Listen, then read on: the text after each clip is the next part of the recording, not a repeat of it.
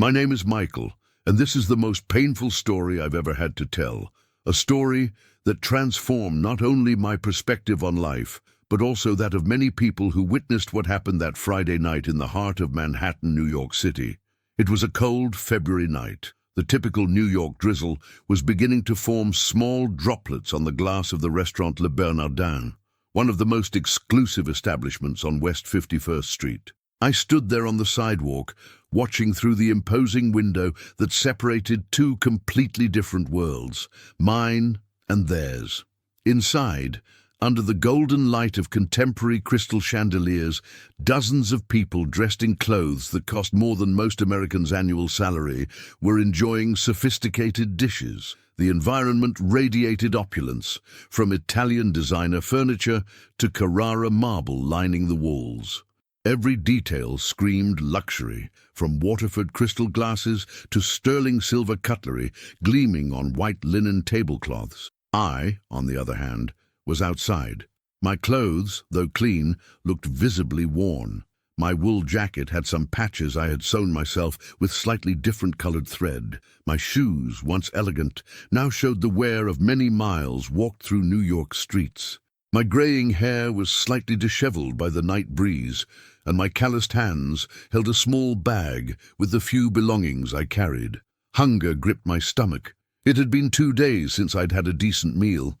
The last had been a hot dog that a kind lady offered me at a stand in Central Park. But it wasn't just physical hunger that consumed me.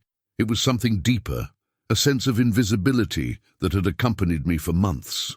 While I watched the dishes being served, truffle risottos, wagyu steaks, lobster thermidor, my mind wandered to better times, times when I too frequented places like that, when my life was completely different.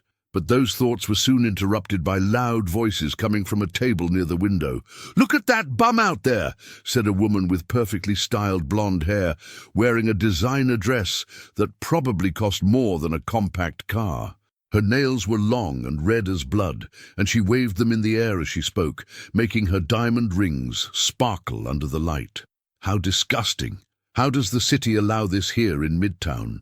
A man in a grey Armani suit, wearing a Rolex Submariner worth a small fortune, laughed loudly while cutting his Wagyu steak. "Look at the state of that guy. I bet he doesn't even have money to buy a glass of water in here. He must be out there dreaming about our leftovers." The entire table erupted in cruel laughter. There were 6 people, all displaying status symbols like trophies: Hermès bags, Louboutin shoes, expensive Swiss watches. Their faces were flushed from Bordeaux wine that cost more than $1,000 a bottle, and their voices became increasingly loud and disrespectful. "This kind of people should be banned from here," continued a younger woman, playing with her pearl necklace. "It completely ruins the atmosphere. Imagine if our international clients saw this. What a shame for New York." I felt every word like a stab. Not for the first time, I wondered how I had reached that point, how a man who once had everything was now seen as a nuisance, an urban problem to be swept under society's rug. If you're enjoying this story, don't forget to subscribe to the channel to follow the next chapters. The waiter, a thin and nervous young man, approached the rich table with a bottle of Dom Perignon champagne. He had noticed my presence and seemed uncomfortable with the comments, but clearly didn't dare confront customers who spent thousands of dollars in a single night. "Waiter!" shouted the man with the Rolex. "Close those curtains. We don't want to see that. That thing out there during dinner, it's ruining our digestion." The boy hesitated for a moment, his eyes meeting mine through the glass. I saw in him a flash of humanity, of shame for what he was witnessing. But the pressure from the customers was greater than his conscience, and he began to pull the heavy burgundy velvet curtains. It was at that moment that I felt a presence beside me. I looked down and saw a magnificent dog, a golden retriever with impeccable golden fur, wearing a worked leather collar with silver metal details. His brown eyes looked at me with an intelligence that seemed almost human. It wasn't a stray dog. His appearance indicated regular veterinary care, good nutrition, and lots of love. The animal approached me with elegant and confident movements, without the slightest sign of fear or hesitation. His tail wagged gently, and he seemed completely focused on me, ignoring the street movement, passing cars, and even the delicious aromas coming from the restaurant. Inside Le Bernardin, the malicious comments continued. The woman in the designer dress pointed directly at me and said, "Look, now even a stray dog is joining him. What a pathetic scene." More laughter echoed through the salon. Other customers began to look in our direction, some with contempt, others with morbid curiosity, as if they were watching a degrading spectacle mounted especially for their entertainment. The golden retriever, however, seemed completely oblivious to the commotion. He sat beside me with a majestic posture, like a soldier at attention. His eyes never left mine, and I felt a strange connection with that animal, as if he knew exactly who I was and why I was there. For a moment I forgot about the hunger, the cold, the cruel comments. That dog was offering me something I hadn't received in a long time. Companionship without judgment, presence without conditions. I extended my hesitant hand, and he gently pressed his warm muzzle against my palm, a simple gesture that brought tears to my eyes. The rich people in the restaurant continued their mockery, oblivious to the fact that their lives were about to be transformed forever. They didn't know that this dog wasn't just any animal, and much less did they know who I really was. The truth was about to come to light in a way that none of them could ever imagine. The lights of Manhattan flickered around us, creating a dramatic contrast between the artificial brightness of money and the genuine warmth of the moment I was experiencing with that extraordinary animal. In the distance, you could hear the constant noise of city traffic, mixing with the murmur of conversations inside the restaurant. But for the first time in months, I didn't feel completely alone. That golden retriever had appeared like a four-legged guardian angel, reminding me that there was still goodness in the world, even in the most unexpected places. What none of us knew was that the night was just beginning, and that the events about to unfold would change not only my life, but the perspective of every person witnessing that cruel display of superiority. The most profound transformation of our lives was about to begin. The golden retriever remained by my side for a few more moments, his warm and comforting presence contrasting with the cold of the Manhattan night.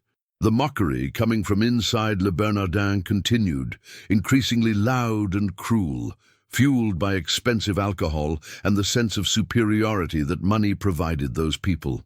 "Look at that, even the mutt identifies with the bum," screamed the woman in the designer dress, clapping in mockery. "Two parasites together! What a touching scene!" The man with the Rolex raised his champagne glass toward the window, as if making a sarcastic toast. A toast to life's failures. At least they found each other. I felt my chest tighten, not because of the words. Over the past months, I had gotten used to people's gratuitous cruelty, but because of how they treated that magnificent animal who had chosen to stay with me. The dog didn't deserve to be the target of that contempt. It was then that something extraordinary happened. The golden retriever stood up with natural elegance and walked toward the restaurant's main entrance. His movements were precise, almost ceremonial, as if each step were carefully calculated. The fine leather collar he wore gleamed discreetly under the illumination of the facade's lamps. The doorman, a tall and imposing man dressed in a black uniform with golden details, initially made a gesture to shoo away the animal. But something in the dog's behavior made him hesitate. The golden retriever sat politely in front of the tempered glass door, his posture erect and dignified, and stared fixedly at the employee. Inside the restaurant, conversations began to diminish. Curiosity was stronger than prejudice, and even the most arrogant customers stopped to observe the unusual scene. "What the hell is that mutt doing?" murmured the woman with pearls, leaning over the table to get a better view. The doorman, clearly confused but respecting some protocol I didn't understand, slowly opened the door. The golden retriever entered the restaurant with the same composure as a regular customer, completely ignoring the surprised looks and murmurs that began to spread throughout the salon. My heart raced. What was that animal doing?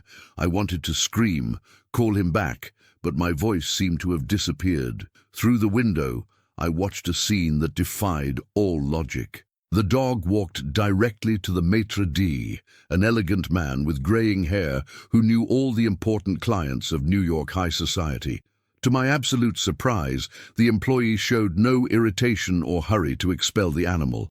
Instead, he respectfully crouched down and examined something on the dog's collar, a small plaque that I hadn't noticed before. The maitre d's face changed instantly. His eyes widened, and he looked toward the window where I was, then again at the golden retriever. His hands trembled slightly as he held the plaque, as if he were reading something impossible to believe. "My God," I heard him whisper, even through the thick glass. The silence in the restaurant was now absolute. Even the table of arrogant people had stopped laughing. All eyes were fixed on the maitre d' and the dog, awaiting an explanation for that surreal situation. The employee stood up slowly, adjusted his tie with still trembling hands, and walked to the table where the customers who had spent the last half hour humiliating me sat. The golden retriever followed him, maintaining the same majestic posture. "Excuse me, ladies and gentlemen," said the maitre d', his voice loaded with a reverence that didn't exist moments before. "I need to inform you about the situation." The woman in the designer dress rolled her eyes, clearly irritated by the interruption. "What situation? We want you to get that animal out of here immediately. This is inadmissible." The maitre d' took a deep breath, looking once more at the plaque on the dog's collar. "This is not a common situation. This dog, he belongs to Dr. Michael Thompson." I felt as if the world had stopped. My own name echoed through the glass, pronounced with a respect I hadn't heard in a long time. How did that man know who I was? Don't forget to subscribe to our channel to see what happens next. The customers at the table exchanged confused looks. The name clearly meant nothing to them, but the radical change in the maitre d's behavior was impossible to ignore. "And who the hell is this Michael Thompson?" asked the man with the Rolex, his voice losing some of its previous arrogance. The maitre d' looked directly at the window, his eyes meeting mine through the glass. "Dr. Michael Thompson is one of the greatest cardiac surgeons in America. He saved the lives of hundreds of people, including several important personalities from New York. He also is, or rather was, the owner of this restaurant chain." The silence that followed was deafening. I could see the faces at the table changing, color draining from faces that moments before radiated superiority. The woman with pearls dropped her champagne glass, which shattered on the marble floor. "That's impossible," stammered the woman in the designer dress. That beggar out there can't be—" The maitre d' continued, his voice now loaded with palpable emotion. "Dr. Michael lost everything 2 years ago after his wife's death in an accident. He entered a deep depression, sold his properties to pay her medical debts, and donated the rest to charity institutions. Since then, no one knew where he was." Tears began to form in my eyes. Hearing my own story told that way, by a stranger who clearly respected me, brought back memories I had tried to bury. My beloved Sarah, the 2 years of fighting cancer, the sleepless nights in the country's best hospitals, the experimental treatments so expensive they emptied our bank accounts. The golden retriever, as if sensing my emotion from a distance, turned toward the window and looked directly at me. His brown eyes seemed to carry ancient wisdom, an understanding that transcended normal human communication. "Max," I whispered, finally recognizing the animal who had been my faithful companion during the happiest days of my life. The dog Sarah had chosen, when we were still a prosperous and happy couple. The dog I had given to a friend's family when I could no longer care for him after losing everything. Inside the restaurant, the transformation was visible. The customers who moments before were laughing at my situation now avoided looking toward the window. Some whispered among themselves, clearly uncomfortable with the revelation. Others seemed genuinely ashamed. The man with the Rolex tried to regain his composure, but his voice betrayed nervousness. "Well, that doesn't change the fact that he's still homeless." The maitre d' interrupted him with a firmness that surprised everyone. With due respect, sir, doctor. Michael Thompson saved more lives in this city than any person seated at this table. He had more compassion in a single day of work than you've shown in a lifetime. The table fell into absolute silence. The arrogance had evaporated, replaced by something that seemed like a mixture of shame and discomfort. Some customers began to look at their plates, unable to sustain the employee's gaze. Max remained in the center of the salon, his presence completely transforming the atmosphere of the place. Other customers began to approach, whispering questions to the maître d', who patiently explained the situation. I was outside, watching how a simple act of loyalty from an animal had completely changed dozens of people's perspective.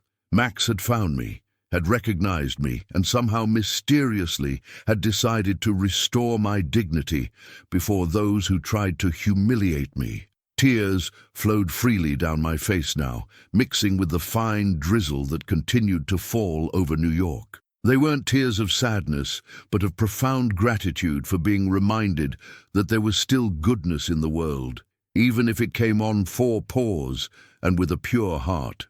The night still held surprises that would change not only my life, but that of everyone present in that restaurant.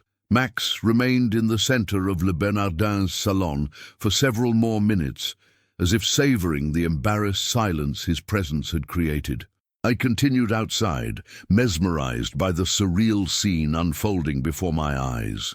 The maître d', still visibly moved by the revelation, approached the table where the arrogant customers were trying to process what they had just heard. The atmosphere in the restaurant had completely changed. Where before there had been cruel laughter and loud conversations, now a heavy silence reigned, loaded with guilt and shame. "Ladies and gentlemen," continued the employee, his voice carrying an authority I hadn't expected, "allow me to tell you a little more about Dr. Michael Thompson. Perhaps that will help you understand the gravity of your words tonight." The woman in the designer dress tried to interrupt, clearly uncomfortable with the conversation's direction. "Listen, we don't need to hear." "Actually, you do need to," said a familiar voice that made my heart race. Everyone turned to see who had spoken. It was Dr. James Patterson, one of the most respected cardiac surgeons in New York City and my former surgery partner. He had just entered the restaurant accompanied by his wife, an elegant woman with dark hair. James recognized me immediately through the window, and our eyes met for a long moment. My former colleague walked directly to Max, knelt beside the dog, and petted his head with genuine affection. "Hello, Max. How are you, boy? I've missed you so much." The golden retriever reacted with evident joy, his tail wagging vigorously for the first time since he had appeared. It was clear he knew James well, and that there was mutual longing. James stood up and looked at the table of embarrassed customers. "Let me tell you about the man you were humiliating just minutes ago." The doctor pulled up a chair and sat down, completely ignoring the environment's social protocols. His wife remained standing beside him, a clear expression of indignation on her face as she also looked through the window in my direction. "Michael Thompson wasn't just a cardiac surgeon," James began, his voice firm and clear. "He was the best I've ever known. In 15 years of career, he saved more than 2,000 lives. Children, adults, elderly. It didn't matter if they had money or not. Michael operated for free at least once a week in public hospitals." I felt a knot in my throat. Hearing James talk about my former life was like revisiting a distant dream, an existence that seemed to belong to another person. "But that's not even the most impressive thing about him," continued my former partner, looking directly at the man with the Rolex. "The most impressive thing was his humanity. Michael treated each patient as if they were his own family. He spent hours talking with worried relatives, explaining procedures, offering emotional support." The woman with pearls murmured something inaudible, her fingers nervously playing with her expensive necklace. It was evident she wanted to leave, but James's presence, who was clearly a respected figure even for that elite, kept her trapped in her chair. 2 years ago, the doctor continued, Michael's wife, Sarah, was diagnosed with a rare and aggressive cancer. Michael did everything humanly possible to save her. He sold his clinics, his properties, his luxury cars, his artworks. He spent every penny he had on the world's best treatments. Subscribe to the channel and hit the bell to follow this story to the end. Tears began to run down my face again. The memories of those 2 terrible years came back like an avalanche. The sleepless nights at the hospital, desperate trips to experimental clinics in the United States and Europe, the hope that renewed with each promising new treatment, only to be shattered when results didn't come. When Sarah died, James's voice became lower, loaded with emotion. Michael entered a deep depression. He blamed himself for not being able to save her, despite having done literally everything that was possible. He donated what little remained of his patrimony to charity institutions and simply disappeared. The silence in the restaurant was now absolute. Even the sound of cutlery had stopped. All customers, employees, and even kitchen staff who had approached to hear the story were completely focused on James's words. We, his colleagues and friends, tried to find him for months, continued the doctor. We offered help, work, housing, but Michael had lost himself in his pain. And now you, who probably have never saved a single life, who have never sacrificed anything for another person, had the audacity to humiliate him for his appearance. The man with the Rolex tried to defend himself, but his voice came out weak and insecure. We didn't know. How could we know? James's wife stepped forward, her indignation finally exploding. You didn't know? And does that justify the cruelty? Since when does not knowing someone's story give you the right to treat them like trash? She pointed toward the window where I was. That man saved my father's life 5 years ago. An emergency surgery that lasted 8 hours. Michael didn't even leave to eat, didn't rest for a minute. When it was all over and my father was saved, you know what he did? He refused payment because he said our family was already going through financial difficulties. Max, who had remained calm during the entire conversation, suddenly stood up and walked to the door. He looked outside, directly at me, then returned to James. The dog did something that left everyone stunned. He gently took the hem of James's pants with his teeth and began pulling him toward the door. He wants me to go to Michael, said James, his voice loaded with emotion. Max was always an extraordinarily intelligent dog. Sarah used to say he understood people better than most humans. The doctor stood up and looked once more at the table of embarrassed customers. You have 2 choices now.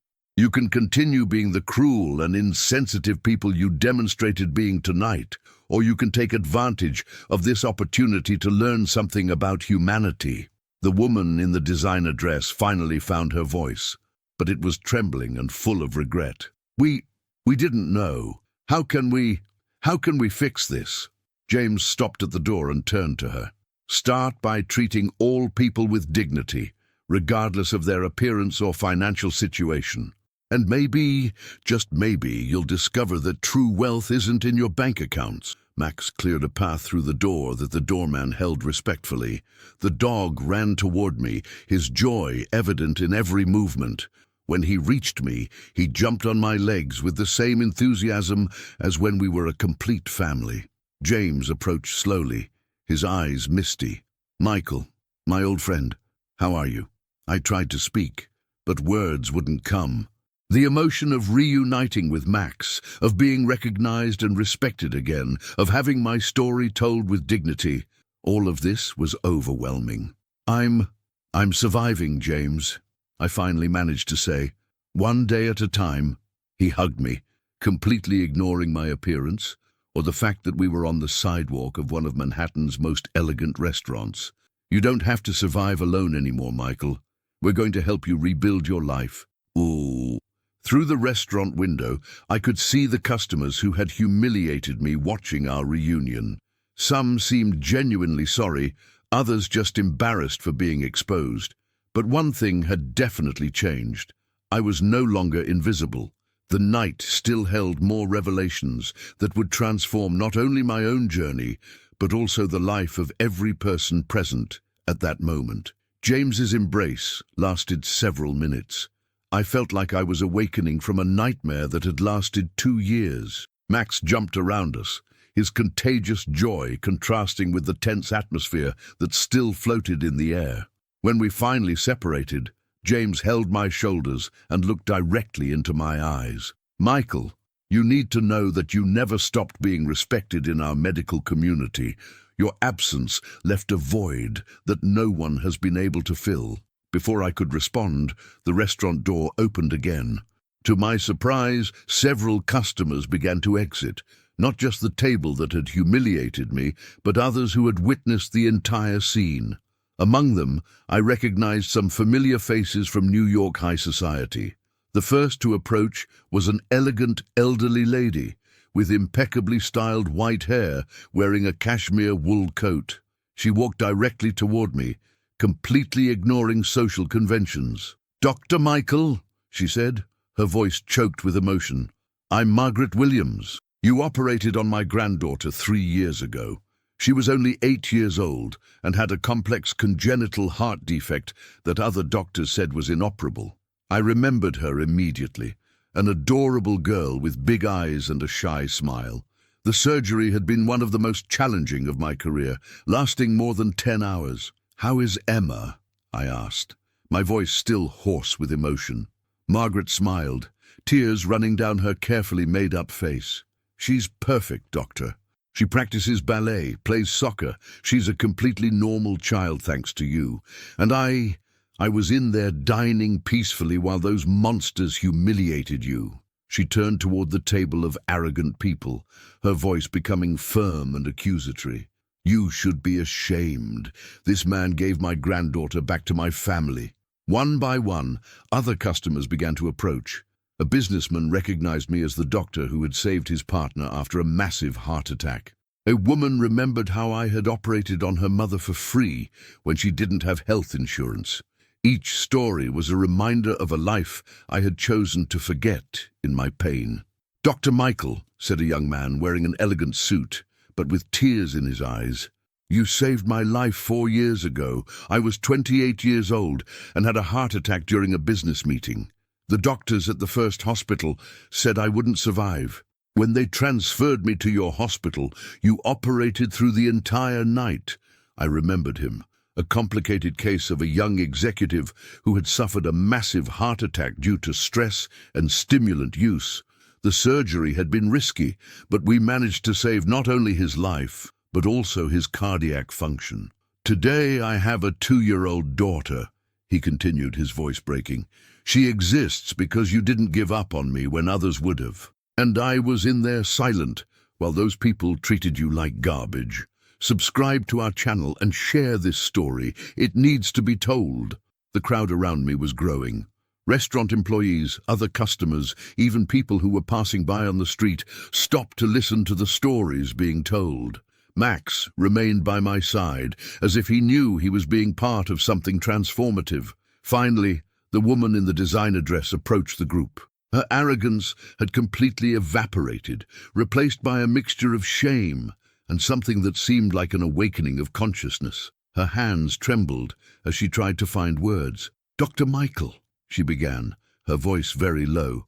I have no excuse for what I said tonight. I have no excuse for anything I said." She paused, took a deep breath and continued.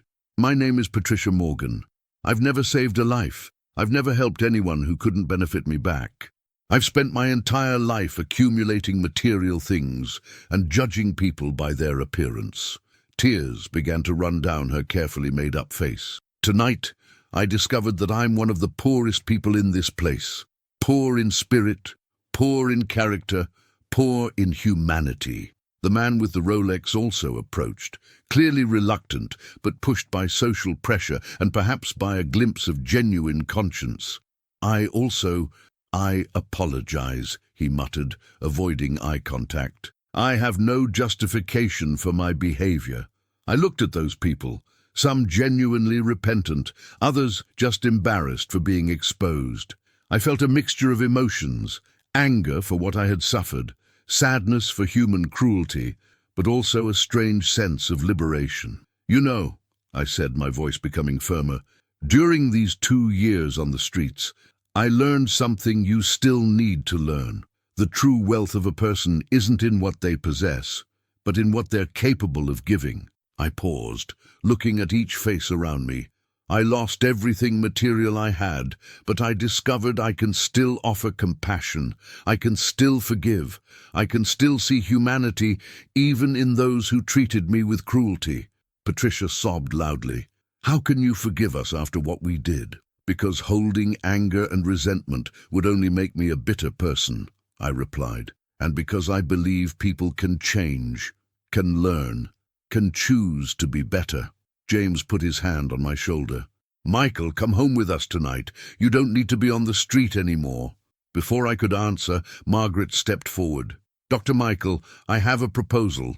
I'd like to finance a social project in your name, a free clinic for needy people. Would you be willing to operate again? Others began to make similar offers. The businessman talked about creating a foundation. The young executive offered logistical support through his company.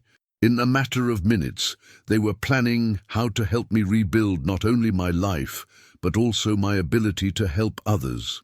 Max watched everything with those intelligent eyes, his tail wagging softly. It was as if he knew that his loyalty and unconditional love had triggered a transformation that went far beyond me. Patricia approached again, this time with a determination she hadn't shown before. Dr. Michael, I'd like to do volunteer work at this clinic. I need to learn to serve others instead of just serving myself. Other customers who had humiliated me began to express similar interest. It was as if witnessing the revelation of my identity had forced everyone to confront their own lives and values. All right, I said finally, feeling a hope I hadn't experienced in years. But with one condition. This project won't be about me or my redemption. It will be about serving those who need it most, regardless of who they are or where they come from. The night of humiliation had transformed into a night of possibilities. Max hadn't just found me. He had brought together people who would never have connected otherwise, uniting them in a greater purpose than any of them could have imagined alone. But the most profound transformation was still to come. As the offers of help continued to arrive, I felt a transformation happening not only around me, but within myself. For 2 years, I had carried a crushing weight of guilt and self-blame for Sarah's death. Now, surrounded by people whose lives I had touched positively, I began to remember who I really was. Max, as if perceiving my inner change, came to me and rested his head on my leg. That simple gesture brought back a powerful memory I had tried to suppress. Sarah chose Max, I said aloud, surprising everyone with the apparently random comment. 5 years ago, when we decided to get a dog, she insisted we go to the abandoned animal shelter instead of buying a puppy. James smiled, remembering. She always said abandoned animals needed more love. Exactly, I continued, petting Max's golden head. When we arrived at the shelter, there were dozens of dogs waiting for a family. Sarah walked directly to Max, who at that time was just a scared and thin puppy, and said, "This one has wise eyes. He's going to teach us important things about life." The crowd around me listened in silence, fascinated by the intimacy of the memory I was sharing. Sarah was right, I said, looking into Max's brown eyes. He taught us about unconditional loyalty, about love that doesn't depend on circumstances, about how to be present in the most difficult moments. Margaret, the elegant lady whose granddaughter I had operated on, approached. "Dr. Michael, may I ask a personal question? How did you manage to continue saving lives while your wife was sick? It must have been so difficult." The question hit a nerve I had kept buried. I took a deep breath, feeling it was time to confront that part of my history. "During Sarah's 2 years of treatment," I said, my voice becoming more reflective, "there were moments when I wanted to give up everything. Moments when the pain was so intense I couldn't even enter the hospital." Patricia, the woman who had humiliated me and who was now visibly transformed by the experience, asked softly, "What made you continue?" "Sarah," I replied without hesitation. "Every time I came home after a surgery, she asked about my patient.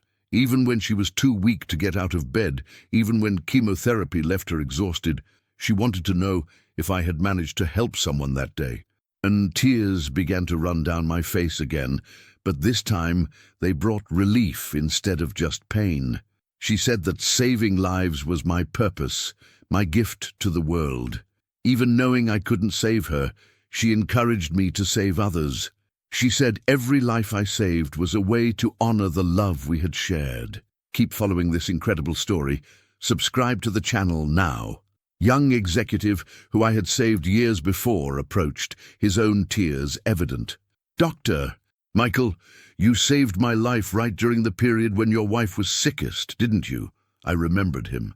"Yes, it was in October 2023. Sarah was doing her last cycle of chemotherapy." "I never knew," he said, his voice loaded with admiration. "You operated for 8 hours to save me, and I never imagined you were going through your own personal tragedy." "That's the point," I said, looking at each person around me. "All of us are fighting invisible battles. All of us carry pain that others can't see. The difference lies in how we choose to respond to that pain." Max began to walk in circles around me, a behavior I recognized from the times he lived with Sarah and me. It was what he did when he sensed I needed extra comfort. "When Sarah died," I continued, "I completely lost my perspective. I couldn't understand why I had managed to save thousands of people, but couldn't save the one person I loved most." James put his hand on my shoulder. "Michael, you know her cancer was—" "I know," I interrupted gently. "Rationally, I always knew I had done everything that was possible. But pain isn't rational. Guilt isn't logical. I convinced myself that if I couldn't save Sarah, then I didn't deserve to save anyone." The expression on the faces around me was one of deep understanding. Even those who had never lost someone close could feel the universality of pain and guilt. "For 2 years, I punished myself," I continued. "I sold everything, donated everything, isolated myself from everyone. I thought I deserved to suffer. I thought my pain was a way to honor Sarah." Patricia, who had been listening with intense attention, asked, "And now, what changed?" I looked at Max, who had stopped walking in circles and was now sitting beside me, watching me with those wise eyes that Sarah had recognized from day one. "Max reminded me of something I had forgotten," I said. "Love isn't something you lose when someone dies. Love continues, transforms, finds new ways to express itself." I paused, looking at the people whose lives I had touched over the years. Sarah didn't want me to isolate myself after her death. She wanted me to continue saving lives because that was our way of making the world a better place. She wanted me to continue being the man she fell in love with. Margaret wiped tears from her eyes. "And Max, how did he find you?" I smiled for the first time in a long while, a genuine and complete smile. "I gave Max to a friend's family when I lost my house. They told me he escaped a week ago. Apparently, he had been looking for me." "Dogs have extraordinary intuition," said James. "They know when their humans need them." "More than that," I said, petting Max with deep gratitude. "He brought me back to you all. He reminded me that I still have purpose, still have value, still can make a difference." The businessman who had offered support for the clinic approached. "Dr. Michael, are you still willing to operate again? The world needs your skills." I looked around at all those people, some who had known me in my prime, others who had seen me at my worst moment, all now united by a common purpose of serving others. "Yes," I said, with a conviction I hadn't felt in years. "I'm ready to return. Not to recover my old life, but to build a new one, a life dedicated to honoring Sarah through service to others." Max barked softly, as if approving my decision. The transformation was complete, not just mine, but that of all the people present on that extraordinary night. The truth had liberated us, the truth about who we really were, about what truly mattered, about how love and compassion can transform even the hardest hearts. Keep following this incredible story. Subscribe to the channel now. As the crowd began to disperse, making plans for our first meeting about the clinic project, I noticed how the atmosphere had completely changed. The same people who had mocked me were now discussing how they could contribute to helping others. Patricia was already talking to Margaret about organizing a fundraising gala. The young executive was exchanging business cards with the businessman, planning logistics for medical equipment donations. "This is incredible," James whispered to me as we watched the transformation. "In one night, you've managed to do what many philanthropists spend years trying to accomplish. You've united people of different backgrounds around a common cause." I shook my head, looking down at Max, who was contentedly lying at my feet. "I didn't do this. He did." Max reminded all of us of what really matters: loyalty, love, and the capacity to see beyond appearances. As the night grew later and the last of the group exchanged contact information, Patricia approached me one final time. Her transformation was the most remarkable of all. Where once stood an arrogant socialite, now stood a woman with genuine humility in her eyes. "Dr. Michael," she said quietly, "I want you to know that tonight changed my life forever. I've never felt such shame, but also such hope. For the first time, I understand what it means to have a purpose beyond myself." She paused, tears streaming down her face. "I promise you, I will spend the rest of my life trying to make amends for the person I was tonight and working to become someone worthy of your forgiveness." I reached out and gently touched her shoulder. "Patricia, forgiveness isn't something you earn. It's something freely given. And the fact that you're already thinking about how to help others tells me you're already becoming the person you want to be." As James and his wife prepared to take me to their home for the night, I took one last look at the restaurant where this incredible journey had begun. Through the windows, I could see the staff cleaning up, probably discussing the extraordinary events they had witnessed. Max stretched and stood up, ready to leave his post by my side. As we walked toward James's car, I reflected on how a single moment of cruelty had been transformed into a catalyst for compassion. Sometimes the darkest nights lead to the brightest dawns. "Sarah," I whispered to the New York sky, "I hope you're proud." Max found his way back to me, and through him I found my way back to myself. A gentle breeze stirred the city air, and for a moment I could almost feel her presence, approving of the new path that lay ahead. The path back to healing, both my own and that of countless others who would benefit from the clinic we would build together. The night had taught us all that redemption is possible, that people can change, and that sometimes the most profound transformations come from the most unexpected sources, like the unconditional love of a loyal dog who never gave up on finding his way home.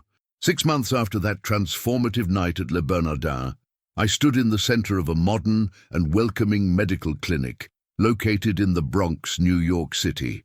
The walls were painted in soft shades of blue and green, colors that Sarah always said were calming for anxious patients. At the reception, a simple golden plaque read, "Sarah Thompson Memorial Clinic, free cardiac care." Max lay in his favorite spot, a comfortable mat near my desk, where he could observe both patients and me. He had become an essential part of the clinic, offering emotional comfort to patients and their families during the most difficult moments. That August morning, the summer heat was already making itself felt at 8 a.m., but the breeze entering through the clinic's open windows brought the scent of the small garden we had planted at the entrance. I was reviewing the file of a 12-year-old patient I would operate on that afternoon when I heard a familiar voice at the reception. "Good morning. I'd like to speak with Dr. Michael." It was Patricia, the woman who had humiliated me that night at Le Bernardin. Over the past 6 months, she had become one of the clinic's most dedicated volunteers, working 3 times a week at reception and coordinating fundraising campaigns. "Patricia," I said, coming out of my office, "how did the meeting with the hospital board go?" She smiled, a genuine smile that had completely replaced the arrogant expression I remembered from that night. "We did it. They're going to finance 10 more surgeries this month. And there's more. The Williams Foundation wants to donate equipment to expand our surgical center." Margaret, the grandmother of the girl I had operated on years before, had become our greatest supporter, not just financially, but emotionally. She came to the clinic every week, talking with patients, offering support to families, bringing books and toys for the children. "Dr. Michael," called Janet, our head nurse, "you have a surprise in room 3. I walked there, curious, with Max following me, as he always did. When I opened the door, I found Emma, the girl I had operated on 3 years before, now 11 years old, radiant with health, accompanied by her parents and Margaret. "Dr. Michael," she shouted, running to hug me. "Look what I brought you." It was a drawing made by her, a man in a white coat next to a golden dog, surrounded by colourful hearts. At the top, written in careful handwriting, "Thank you for giving me a new life." I felt my eyes moisten.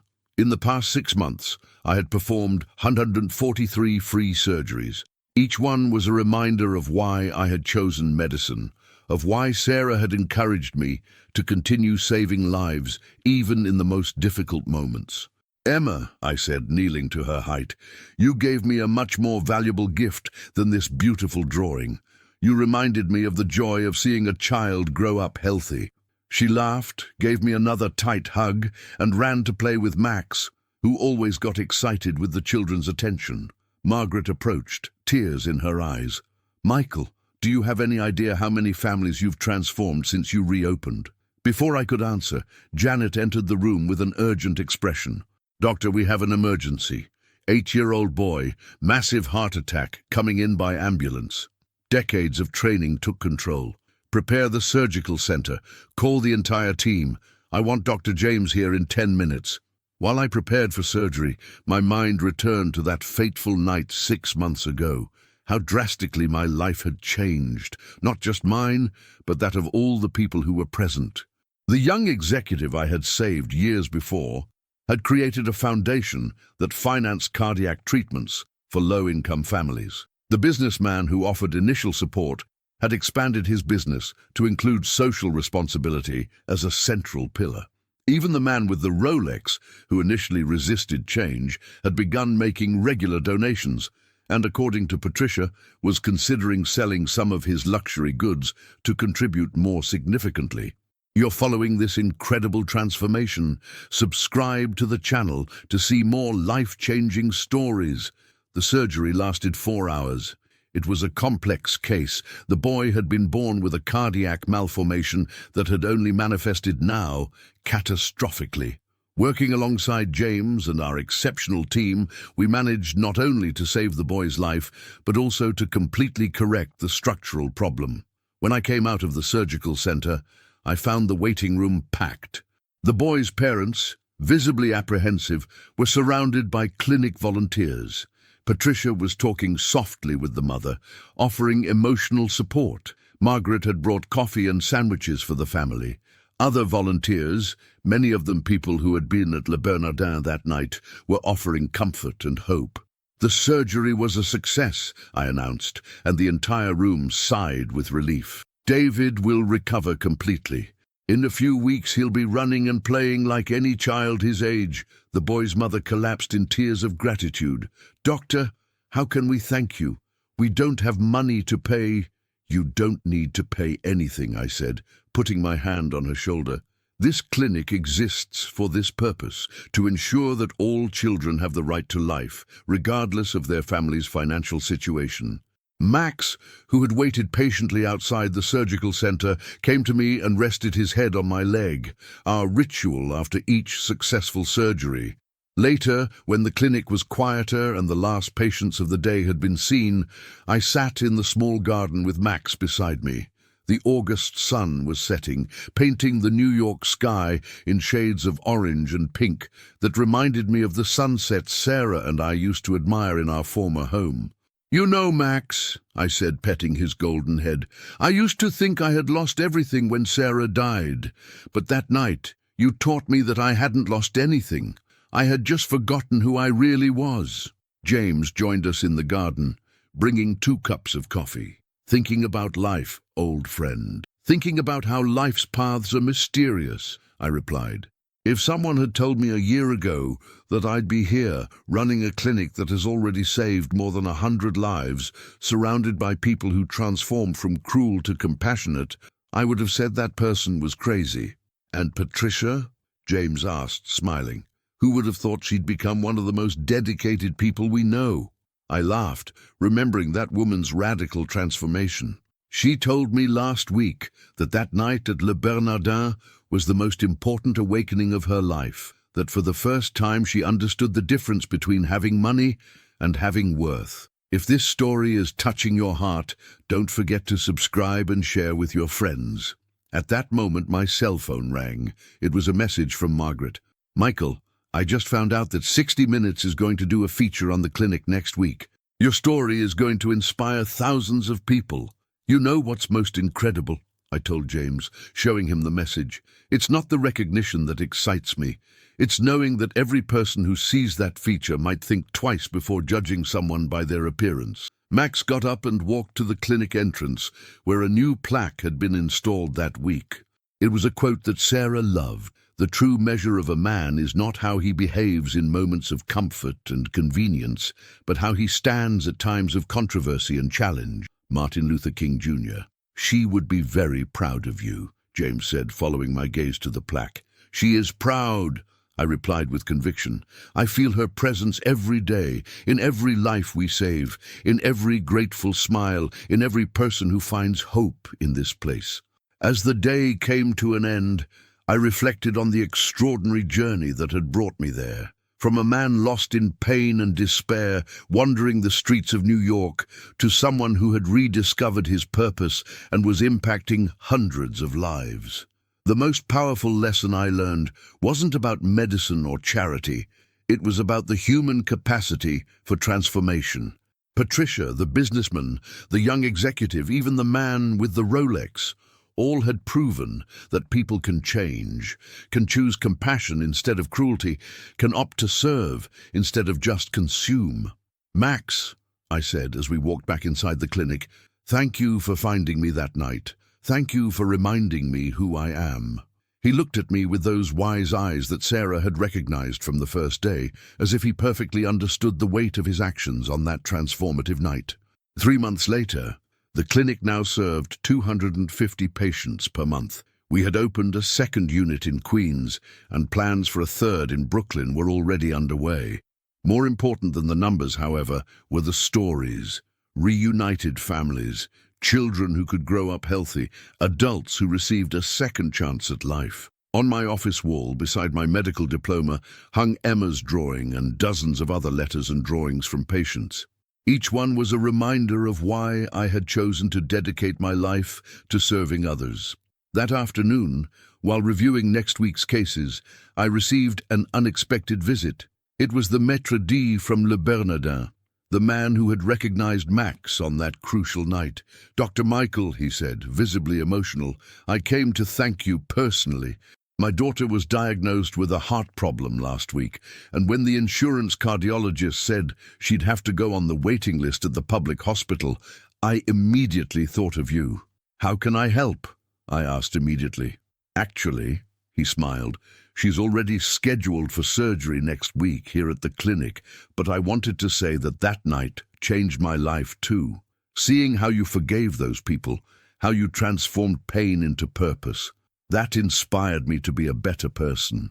Gil, when he left, I sat in silence for a few minutes, processing another layer of the complexity of that night at Le Bernardin. The waves of transformation continued to spread, touching lives in ways I could never have imagined. This story of transformation and redemption moved you.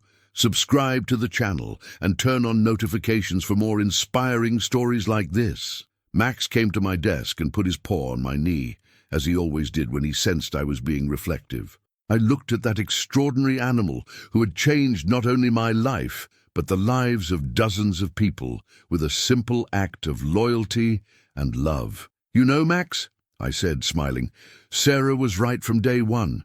You really do have wise eyes, and you taught us important things about life. He tilted his head as if agreeing, and I swear that for a moment I could feel Sarah's presence there with us, approving of the life we had built on the ashes of our tragedy. That night, when I left the clinic, I stopped for a moment on the sidewalk and looked at the starry New York sky. It was hard to believe that just 9 months before I was lost and hopeless, considered a nuisance by people who didn't know me. Now, I had purpose again. I had a mission that honored Sarah's memory and the love we shared. I had a chosen family of volunteers, colleagues, and patients who had become more important to me than any material wealth I had ever possessed. Most importantly, I had learned that the true wealth of a life isn't measured by what we accumulate, but by what we give. Not by what we possess, but by how many lives we touch positively. Not by our external appearance, but by the beauty of our soul. And all of this because a loyal dog decided his mission was to find me and remind me who I really was. Share this story with someone who needs to be reminded that it's never too late to start over and find their purpose. Walking home, the simple but welcoming house that James had helped me get, with Max by my side, I knew my journey was just beginning. There was much work ahead, many lives to save, many people to inspire. But for the first time in years, I was complete. Not because I had recovered my old life, but because I had discovered a new one. A life dedicated to service, compassion, and the unconditional love that Max had taught me on that transformative night at Le Bernardin. Life had taught me that sometimes we need to lose everything to discover what truly matters, and that sometimes salvation comes on 4 paws and with a pure heart that reminds us that true love never abandons, never judges, and always finds a way back home.